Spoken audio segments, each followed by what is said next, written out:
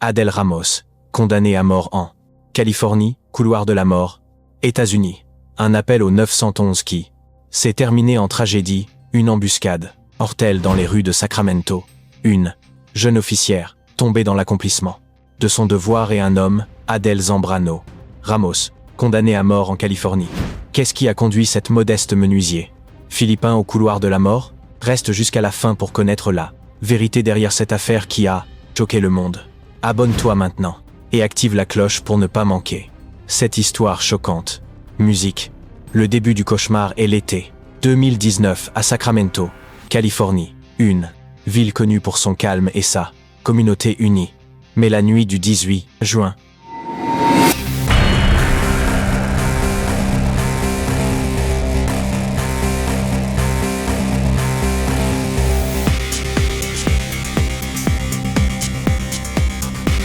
une dispute dans une automobile a déclenché une chaîne d'événements qui se terminerait par une tragédie inoubliable. Megan, une femme prise au piège dans une relation volatile, conduisait aux côtés d'Adel Zambrano Ramos, un homme de 45 ans, avec un passé turbulent. Ce qui a commencé comme une bagarre ordinaire a rapidement escaladé. Megan, à la limite de sa patience, a menacé de cracher la voiture pour Mita et de tout finir. Mais Adel, loin de tenter de la calmer, a répondu avec une froideur glaçante. Terminons le tout de suite.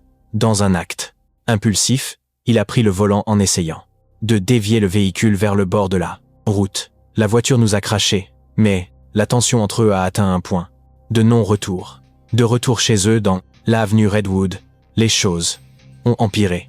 Adel, consumé par la rage et la peur de l'abandon, a fait irruption dans la arrière-cour et est revenu avec une pelle. Il l'a frappé avec force contre la table de la cuisine, regardant Megan fixement. C'est pour t'enterrer après, lui a-t-il dit. Il ne s'est pas arrêté là. Il a sorti un pistolet de sous son oreiller, l'a mis dans sa ceinture et a ensuite montré une hache et un artefact explosif artisanal. Ses paroles étaient claires. Si Megan demandait de l'aide, il y aurait des conséquences graves. Megan était terrifiée. La maison, qui avait autrefois été un foyer, était devenue une prison. Id n'était pas un inconnu de la violence. Ses antécédents de comportement agressif étaient connus de ceux proches de lui. Mais cette nuit-là, Megan a pris une décision qui changerait tout. À l'aube du 19 juin, elle a réussi à s'échapper et a appelé le 911 depuis un endroit sûr. À 5h40 du matin, 5 agents de police sont arrivés sur les lieux, prêts à escorter Megan et à l'aider à récupérer ses affaires. Parmi eux, se trouvait Tara Sullivan, une officière novice, de 26 ans, pleine d'enthousiasme et d'engagement envers son nouveau rôle. Pour les agents, c'était un appel routinier, mais ce qui les attendait était un piège, en mortel soigneusement planifié. Le Cossia, à l'effet Soul. Embuscade qui a tout changé. L'avenue Redwood semblait tranquille ce matin-là, mais le calme était trompeur. Megan a expliqué aux agents qu'elle avait besoin d'entrer dans le garage arrière pour récupérer ses affaires. La maison principale était scellée, portes retranchées, fenêtres couvertes de planches.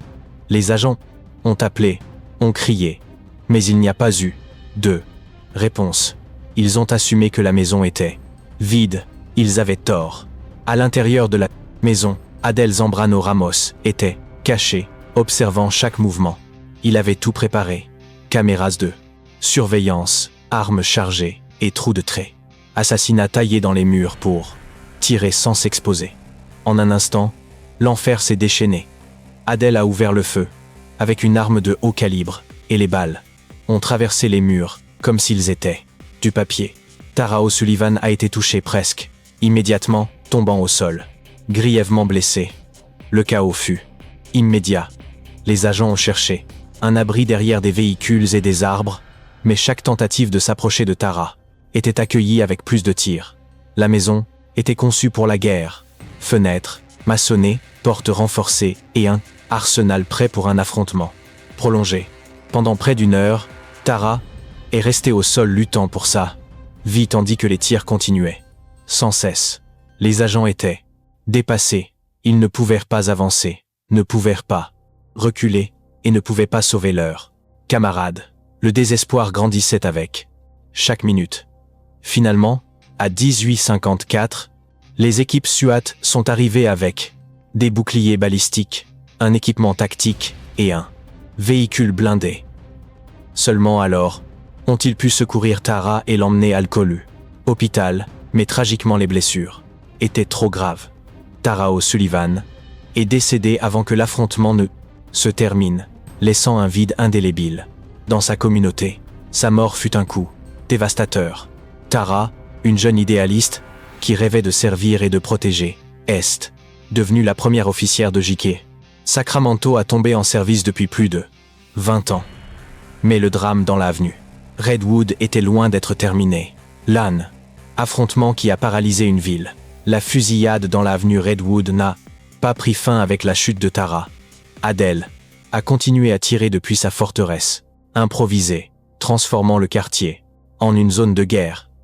Un hélicoptère policier survolait la scène, illuminant la maison avec des projecteurs, tandis que les agents au sol reportaient des impacts de balles dans leur véhicule. Dans un moment de confusion, quelqu'un a détecté un laser pointant depuis la maison, bien que plus tard il ait été confirmé qu'il provenait des propres agents. La tension était insupportable.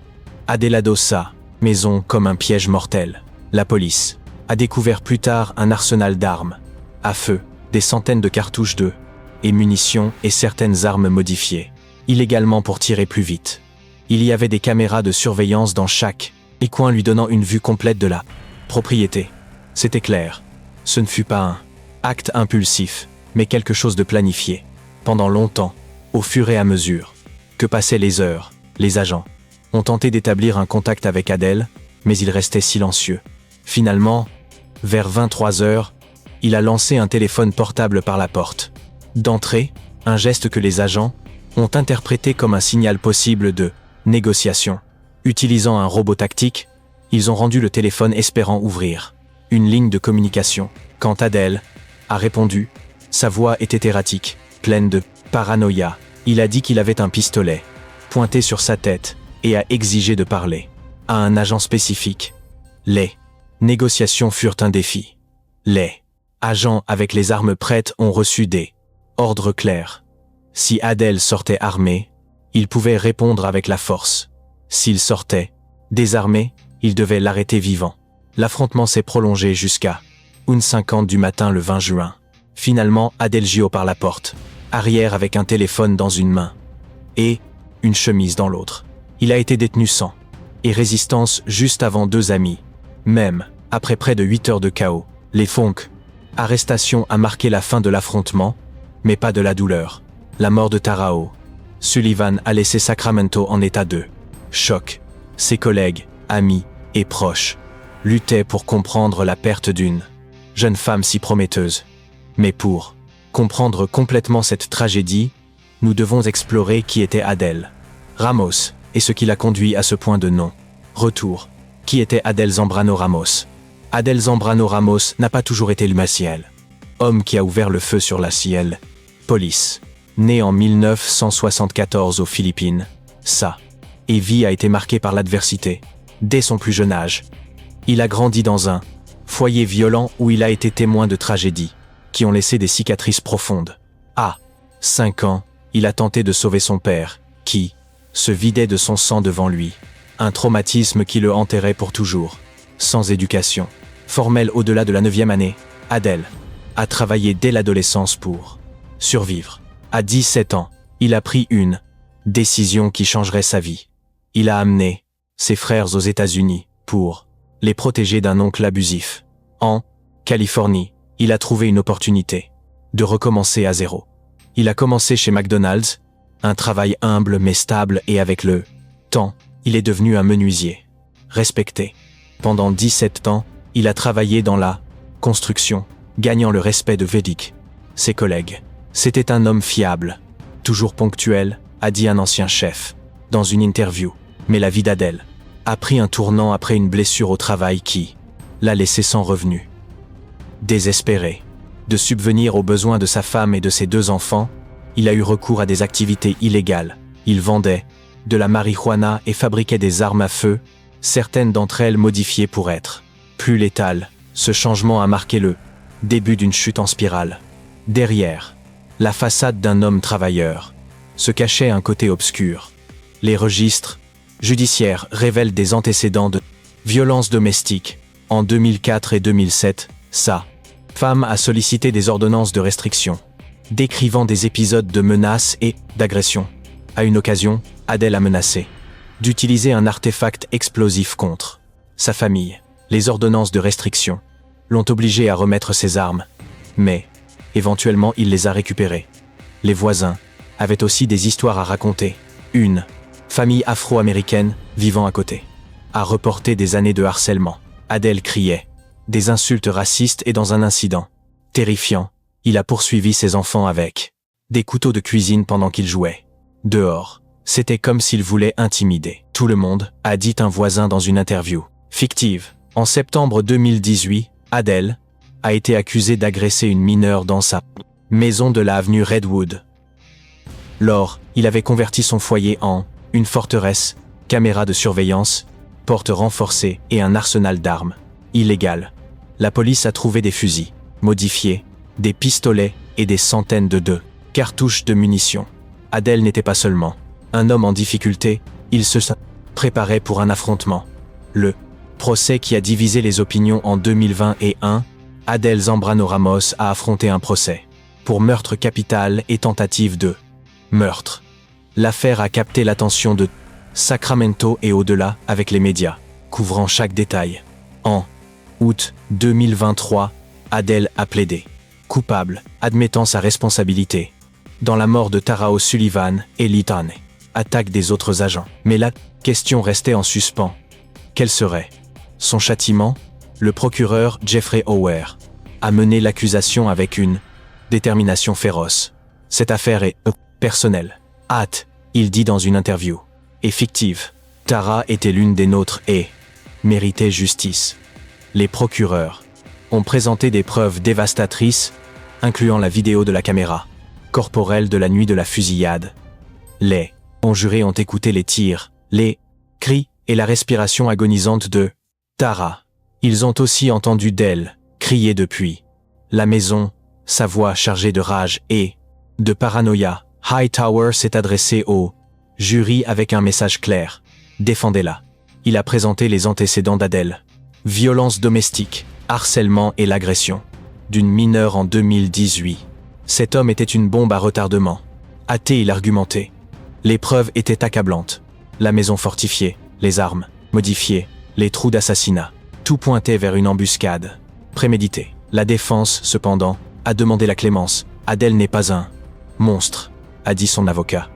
Ils ont décrit son enfance traumatique aux Philippines, la mort de son père et sa lutte avec la dépendance aux stupéfiants, particulièrement la méthamphétamine. Ils ont argumenté que sa santé mentale n'a jamais été traitée, ce qui a contribué à son comportement erratique. Cet homme avait besoin d'aide, pas d'une condamnation à mort, ont-ils insisté. En novembre 2024, le premier jury n'a pas réussi à trouver un accord. Certains soutenaient la peine de mort, d'autres la perpétuité. Le procès s'est terminé dans une impasse, laissant la famille de Tara et la communauté dans l'attente. Mais en mars 2025, un second jury a pris l'affaire. Après seulement 2 jours de délibération, le 27 mars 2025, ils ont prononcé leur verdict. Adele Zambrano Ramos a été condamnée à mort. Kelly O'Sullivan, la mère de Tara, était au premier rang. Elle n'a pas parlé, mais son geste a tout dit. Elle a embrassé le procureur et son équipe en silence, tenant une paire de menottes, comme symbole de justice. Dehors, elle s'est assise à côté des amis de Tara, beaucoup d'entre eux officiers, partageant un silence chargé d'émotion. Le couloir de la mort en Californie. Le 27 mars 2025, Adele Zambrano Ramos, 51 ans, est devenu l'un des près de 600 détenus dans le couloir de la mort de Californie. Son nouveau foyer est maintenant une cellule dans la prison de San Quentin, un lieu infâme qui abrite certains des criminels les plus connus de l'État. Mais en Californie, la peine de mort est plus une sentence symbolique qu'une réalité immédiate. Depuis 2006, l'État n'a pas procédé à Aucune exécution en raison de traits, moratoires légaux, de défis judiciaires et d'un système d'appel qui peut s'étendre sur des décennies. La vie dans le couloir de la mort est un monde à part. Les détenus comme Adèle passent 23 heures par jour dans des cellules individuelles de 4x9 pieds avec un lit en béton, des toilettes métalliques et une petite fenêtre qui laisse à peine passer la lumière. L'heure restante est dédiée à une récréation dans des cages, en plein air, où les prisonniers marchent, seuls sous stricte surveillance. Il n'y a pas de contact physique avec d'autres détenus, et les interactions avec le monde extérieur sont minimes. Visites limitées, lettres révisées et appels surveillés. Pour Adèle, c'est maintenant son quotidien, mais son histoire est loin d'être terminée. En Californie, une condamnation, et bonima condamnation à mort, ne signifie pas une exécution imminente. Le processus de appel est long et complexe, conçu pour garantir qu'aucune erreur judiciaire n'est commise. En moyenne, les détenus passent entre 18 et 22 ans dans le couloir de la mort avant que une exécution soit ne serait-ce que considérée. Beaucoup, en fait, n'arrivent jamais à ce point. Certains décèdent de causes naturelles, d'autres voient leur sentence commuée après des appels réussis, et quelques-uns sont exonérés quand de nouvelles preuves surgissent. Pour lui, le futur est incertain.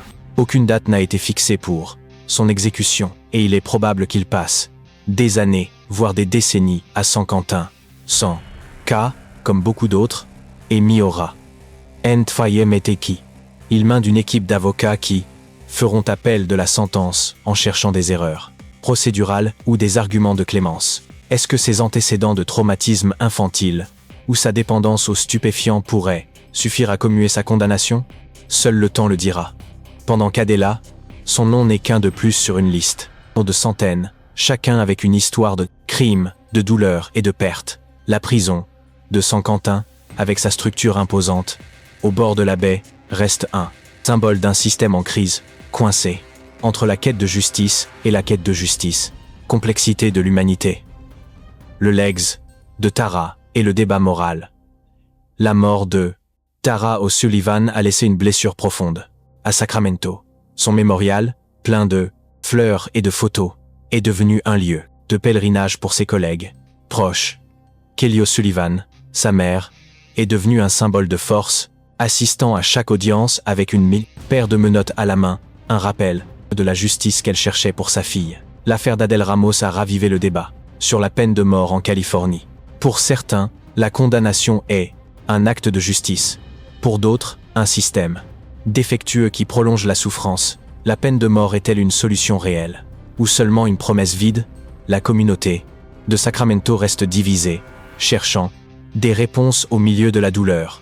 Le nom d'Adèle Ramos est maintenant sur une liste de centaines avec une sentence, mais sans date. Pendant ce temps, le legs de Tara O'Sullivan vit dans chaque officier qui suit son exemple, servant avec courage, dans un monde imprévisible. L'histoire de Adèle Ramos et Tara O'Sullivan est un rappel de comment un seul jour peut changer des vies pour toujours. D'une dispute sur une autopiste à une condamnation dans le couloir de la mort, cette affaire pose des questions profondes sur la justice, la rédemption et le coût humain de la violence. Si cette histoire t'a ému, partage-la avec quelqu'un qui doit la connaître et abonne-toi avec la cloche activée pour ne pas manquer nos prochaines vidéos. Merci de nous accompagner dans ce voyage.